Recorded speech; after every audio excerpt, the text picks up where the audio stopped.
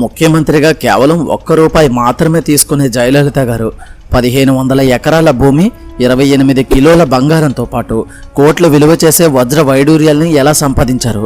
ఇలా ముఖ్యమంత్రిగా ఉన్న సమయంలోనే శశికళ పథకం ప్రకారమే ఆమెను చంపేసింది అనే ఆరోపణల వెనుక నిజమేంత? వేల కోట్లకు అధిపతి అయిన జయలలిత గారు పెళ్లి చేసుకోకపోవడంతో ఒక యువకుడిని దత్తత తీసుకున్నారు. కానీ 2 ఏళ్లకే అతన్ని కూడా ఇంట్లో నుండి గెంటేయడంతో ప్రస్తుతం ఆ ఆస్తినంతటిని ఎవరు అనుభవిస్తున్నారు? ఇలాంటి విషయాల గురించి ఈ రోజు వీడియోలో చెప్పబోతున్నాను. వీడియో చాలా ఇంట్రెస్టింగ్ గా ఉండబోతుంది కనుక వీడియోని స్కిప్ చేయకుండా చివరి వరకు తప్పకుండా చూడండి.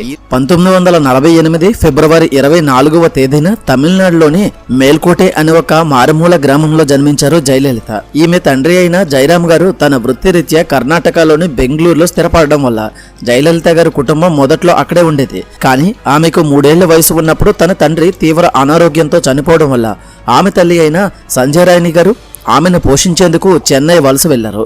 అక్కడ ఆమె సినిమాల్లో చిన్న చిన్న పాత్రల్లో నటిస్తూ డబ్బు సంపాదించడం మొదలుపెట్టారు. అలా జయలలిత గారికి 12 ఏళ్ల వయసు వచ్చే వరకు వాళ్ళ అమ్మమ్మ దగ్గరే బెంగళూరులో ఉంచి తాను మాత్రం చెన్నైలో ఉంటూ సినిమాలో నటించేది. అలా కొంతకాలానికి ఒక డైరెక్టర్కి జయలలిత గారు నచ్చడంతో ఆమెను హీరోయిన్ గా ప్రజలకు పరిచయం చేశారు. తర్వాత నుండి వరుసగా మూవీస్ చేయడం ప్రారంభించారు.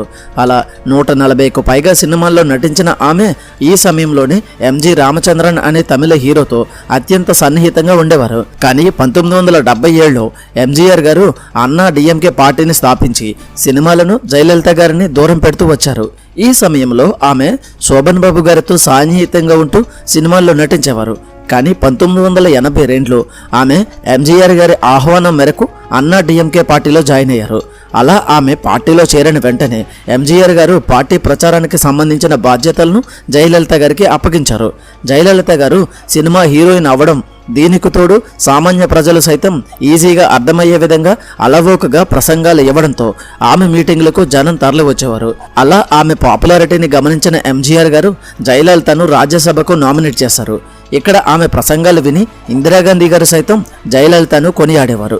కానీ ఎంజీఆర్ గారు ముఖ్యమంత్రిగా ఉన్న సమయంలో ఆయన తీవ్ర అనారోగ్యం కారణంగా వైద్యం కోసం 8 నెలల పాటు అమెరికా వెళ్లారు. ఈ సమయంలో ప్రతిపక్షాలు అన్నా డిఎంకేకు సంబంధించిన ఎమ్మెల్యేలను కొని ప్రభుత్వాన్ని పడగొట్టే ప్రయత్నాలు మొదలుపెట్టారు. అదే సమయంలో జయలలిత గారు పార్టీకి అండగా నిలిచి ప్రభుత్వాన్ని కాపాడారు. కానీ ఆమె పతనం నచ్చని ఎంజీఆర్ గారి కుటుంబ సభ్యులు జయలలితను ద్వేషించడం మొదలుపెట్టారు. ఇదే సమయంలో ఎంజీఆర్ గారు అమెరికా నుండి తిరిగి వచ్చిన కొద్ది నెలలకే తీవ్ర అస్వస్థత కారణంగా కన్నుమూశారు. దాంతో ఒంటరిగా మిగిలిపోయిన జయలలిత గారు ఎంజీఆర్ గారి పార్థివ దేహం వద్ద గుండె అవిసేలా ఏడ్చారు.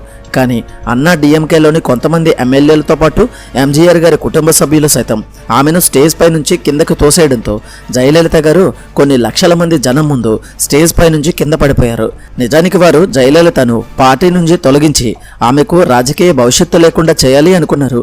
కానీ అందుకు విరుద్ధంగా జయలలిత గారు ఆ సంఘటనను తనకు జరిగిన అతిపెద్ద అవమానంగా భావించి అందుకు తప్పకుండా ప్రతీకారం తీర్చుకుంటానని తన మనసులో శపథం చేసుకున్నారు. అలా ఎంజీఆర్ గారు చనిపోయిన తర్వాత అన్న డిఎంకేలోని ఎమ్మెల్యేలు 2 వర్గాలుగా చీలిపోయారు.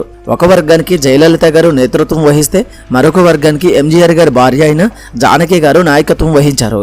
రాజ్యాంగం ప్రకారం ఎవరికైతే 50% కంటే ఎక్కువ మెజారిటీ లభిస్తుందో వారే ముఖ్యమంత్రి అయ్యే అవకాశం ఉంది. అందుకోసం అసెంబ్లీలో ఉండే స్పీకర్ ఈ ప్రక్రియ నిర్వహించాల్సి ఉంది. కానీ నాటి స్పీకర్ జానకి గారి వర్గానికి చెందిన వ్యక్తే కావడం వల్ల ముందస్తుగానే జయలలిత గారికి మద్దతు ఇచ్చే ఎమ్మెల్యేల అందరినీ సభ నుండి బహిష్కరించారు. దీనికి తోడు ఎలాంటి ఓటింగ్ నిర్వహించకుండానే జానకి రామచంద్రన్ గారిని ముఖ్యమంత్రిగా ప్రకటించారు. దాంతో జయలలిత గారితో పాటు మిగతా ప్రతిపక్షాలు తీవ్ర నిరసన వ్యక్తం చేయడంతో పాటు అసెంబ్లీలో హింసాత్మక వాతావరణం నెలకొంది. దాంతో రాష్ట్ర చరిత్రలో ఎన్నడూ లేని విధంగా ఎమ్మెల్యేలపై లాఠీచార్జ్ నిర్వహించి పరిస్థితిని అదుపులోనికి తీసుకొచ్చారు. అయినా సరే రాష్ట్రంలో తీవ్ర అల్లర్లు కొనసాగడంతో నాటి ప్రధానమంత్రి అయిన రాజీవ్ గాంధీ గారు రాష్ట్రపతి ద్వారా ఆర్టికల్ 356 ప్రకారం స్టేట్లో ప్రెసిడెంట్ రూల్ని ప్రవేశపెట్టారు. అలా 12 నెలల తర్వాత రాష్ట్రంలో మళ్లీ ఎన్నికలు నిర్వహించబడ్డాయి. కానీ సరైన మెజారిటీ లేని కారణంగా ప్రతిపక్ష పార్టీ అయిన డిఎంకే పార్టీ 150 స్థానాలతో పూర్తి మెజారిటీని సాధించడంతో కరుణానిధి గారు ముఖ్యమంత్రి అయ్యారు. కానీ రాష్ట్ర చరిత్రలో ఎన్నడూ లేని విధంగా జయలలిత గారు తొలి మహిళా ప్రతిపక్ష నేతగా అవతరించి పలు ప్రజా సమస్యలపై పోరాటం మొదలుపెట్టారు.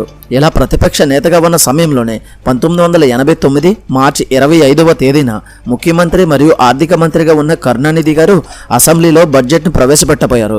అప్పుడు జయలలిత గారు ఒక నేరస్తుడు బడ్జెట్ని ప్రవేశపెట్టడం విడ్డూరంగా ఉంది అంటూ ఎగతాళి చేసినట్టుగా మాట్లాడారు. దానికి కరుణానిధి గారు జయలలిత గారిని ఉద్దేశించి పురుష పదజాలాన్ని వాడారు. దాంతో అన్నా డిఎంకే పార్టీకి చెందిన సెంగొట్టయ్యం అనే ఎమ్మెల్యే వెంటనే కరుణానిధి గారిపై దాడి చేసి అతని చేతిలో బడ్జెట్ని చింపివేశాడు. దాంతో కోపగించిన కరుణానిధి వర్గపు ఎమ్మెల్యేలు తనపై విరుచుకుపడ్డారు. ఇలా ఇరు పార్టీ నేతలు కొట్టుకుంటున్న సమయంలో జయలలిత గారికి ఆమె పార్టీ ఎమ్మెల్యేలు రక్షణగా ఉన్నారు.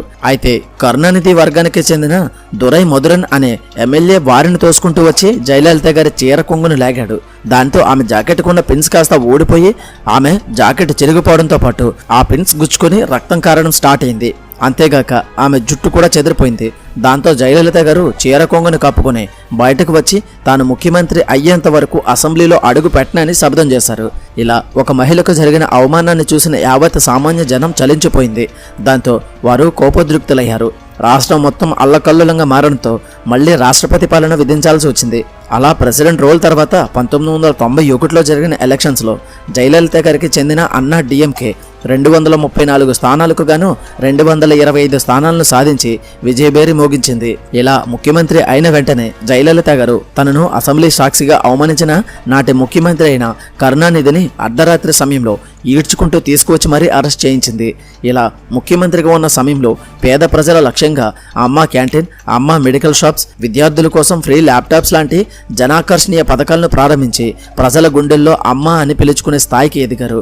కానీ ఇలా ముఖ్యమంత్రిగా ఉన్న సమయంలోనే విఎన్ సుధాకర్ అనే 28 ఏళ్ల యువకుడిని దత్తత తీసుకుని అతని పెళ్లిని ఎవరూ ఊహించని రీతిలో జరిపి అనేక అవమానాలకు తెరలేపారు. ముఖ్యమంత్రిగా నెలకు కేవలం ₹1 మాత్రమే తీసుకుంటానని చెప్పిన జయలలిత గారు తన దత్త కుమారుడి పెళ్లికి కోట్ల విలువ చేసే ఆభరణాలు ధరించడంతో పాటు పెళ్లికి వచ్చిన అతిథులకు వెండి పళ్ళెం, లక్షలు విలువ చేసే పట్టు చీరలను బహుమతులుగా ఇచ్చి 20,000 మంది పోలీసులతో తన అధికారిక బలాన్ని ప్రదర్శించారు. దాంతో ప్రతిపక్షంలో ఉన్న డిఎంకే పార్టీ జయలలిత అధికారాన్ని అడ్డం పెట్టుకుని ప్రజా సొమ్మును వృధా చేస్తున్నారని, అంతేగాక ప్రభుత్వ భూముల్ని సైతం అమ్ముకుని కోట్ల రూపాయలు అవినీతికి పాల్పడారని ఆరోపించడం మొదలుపెట్టారు. ఈ ఆరోపణలన్నీ సామాన్య జనం కూడా నమ్మడంతో 1996లో జరిగిన ఎలక్షన్స్లో జయలలిత గారు ఘోర ఓటమిని చవిచూడడంతో పాటు కరుణానిధి గారు ముఖ్యమంత్రి అయ్యారు. ఇలా ఆయన ముఖ్యమంత్రి అయిన వెంటనే జయలలిత గారిపై మళ్లీ ప్రతీకార చర్యలు మొదలుపెట్టారు. వాటిలో మొదటిది ఆదాయానికి మించిన ఆస్తుల కేసు. ఈ కేసు విచారణలో భాగంగానే పోలీసులు జరిపిన దాడిలో జయలలిత గారి ఇంటి నుండి 1500 ఎకరాలకు సంబంధించిన భూములు, పత్రాలు, 28 కేజీల బంగారం, 8000 కేజీల వెండితో పాటు అత్యంత విలువైన వజ్రాలు బయటపడ్డాయి. దీనికి తోడు ఆమె కోసం ప్రత్యేకంగా తయారు చేయించిన 750 జతల చెప్పులు, 12,000 పట్టు చీరలు, భోజనం చేయడం కోసం ప్రత్యేకంగా బంగారంతో చేసిన ప్లేట్లు, వజ్రాలు పొదిగిన ప్లాటినం ఆభరణాలు బయటపడ్డాయి. ఇవన్నీ కూడా జయలలిత గారు లెక్క చూపని ఆదాయం కావడంతో పోలీసులు వీటన్నిటిని సీజ్ చేసి తమిళనాడు రిజర్వ్ బ్యాంకులో భద్రపరిచారు. అలాగే ఈ కేసు తమిళనాడు హైకోర్టులో విచారణ జరిపితే సరైన తీర్పు రాదనే ఉద్దేశంతో బెంగళూరులోని పరప్పన్ అగ్రహార కోర్టులో బదిలీ చేశారు. కానీ ఈ కేసు విచారణ మొదలైనప్పటి నుండి అంటే 2002 నుండి 2011 వరకు అంటే 9 సంవత్సరాల పాటు జయలలిత గారు ఒక్కరోజు కూడా విచారణకు హాజరు కాలేదు. దీనికి గల ప్రధాన కారణం తనకు కోర్టుకు వెళ్లే మార్గంలో ప్రాణహాని ఉంది అని, దీనికి తోడు అదంతా నేను సినిమాల ద్వారా సంపాదించిన డబ్బు అని చెప్పుకుంటూ వచ్చారు. Number 2 colour TV scam. 2006 ఎలక్షన్స్లో ఇచ్చిన హామీలో భాగంగా జయలలిత గారు ఒక టీవీ కంపెనీ నుండి మార్కెట్ ధర కంటే ఎక్కువ ధరకు కలర్ టీవీస్ను కొని ప్రజలకు పంచిపెట్టారు. అలా ఎక్కువ ధరకు కొనగా వచ్చిన లాభంలో జయలలిత గారు వాటా తీసుకున్నారు అని డిఎంకే పార్టీ మరో కేసు బనాయించింది. నెంబర్ 3 ట్రాన్స్ ల్యాండ్ స్కామ్.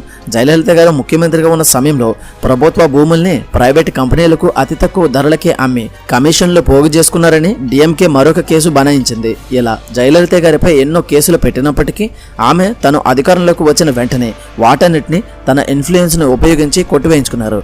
కానీ ఆదాయానికి మించిన ఆస్తుల కేసు మాత్రం ఆమె మరణించేంత వరకు కొనసాగింది.